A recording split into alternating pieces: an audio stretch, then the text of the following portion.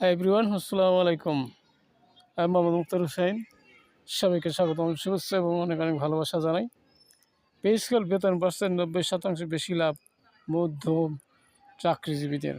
চলো আমরা step by step আজকের এই বিষয়টি জানি। আর আজকের এই বিষয়টি জানতে সঙ্গে থাকবে।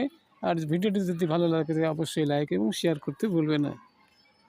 তাহলে চলো আমরা স্টেপ বাই স্টেপ আজকের বিষয়টি আলোচনা করব। বন্ধুরা জানতে সঙ্গে থাকবে। দীর্ঘদিনের অপেক্ষায় অবসান ঘটতে যাচ্ছে সরকারি চাকরিজীবীদের।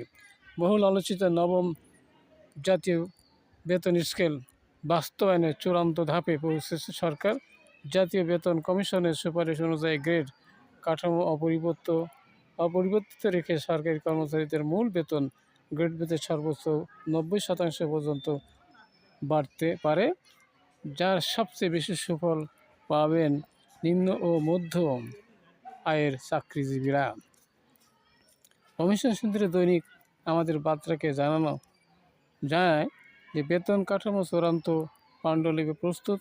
আগামী সপ্তাহে তা আনুষ্ঠানিকভাবে অর্থ উপদেষ্টার কাছে জমা দেওয়া হবে। নবম পে স্কেল প্রণয়নের শুরু থেকেই গ্রেড সংখ্যা কমানোর দাবি উঠেছিল বিভিন্ন মহল থেকে। তবে দীর্ঘ আলোচনা ও পর্যালোচনার পর কমিশন বিদ্যমান 16টি গ্রেড কাঠামো বহাল রাখার সিদ্ধান্তে অনড় থাকে।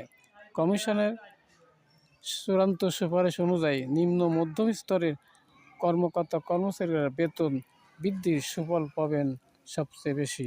কমিশনের সুপারিশে শিক্ষকদের জন্য পৃথক বেতন কাঠামো বিষয়টি অন্তর্ভুক্ত করা হয়েছে। পাশাপাশি অন্যান্য ভাতা ও সুযোগ সুবিধা পুনর্বিবেচনার প্রস্তাব রাখা হয়েছে, যা দীর্ঘদিনের দাবি ছিল সরকারি কর্মচারীদের বিভিন্ন অংশে। অর্থ উপদেষ্টার কাছে প্রতিবেদন জমা দেওয়ার পর সেটি অর্থ মন্ত্রণালয়ে যাচাই বাছাই হবে। এরপর উপদেষ্টা পরিষদের অনুমোদন সাপেক্ষে চূড়ান্ত সিদ্ধান্ত নেওয়া হবে। সব কিছু এখন সরকারের উচ্চ পর্যায়ের সিদ্ধান্তের উপর নির্ভর করছে। নতুন পে স্কেল অনুমোদিত হলে কয়েক দশকের মধ্যে সরকারি চাকরিজীবীরা সবচেয়ে বড় বেতন কাঠামোগত পরিবর্তনের সুফল পাবেন। আজকের বিষয়টি এখানেই শেষ করছি। ভিডিওটি যদি ভালো লাগে অবশ্যই লাইক শেয়ার করবেন। আর বেতনের খবর কি?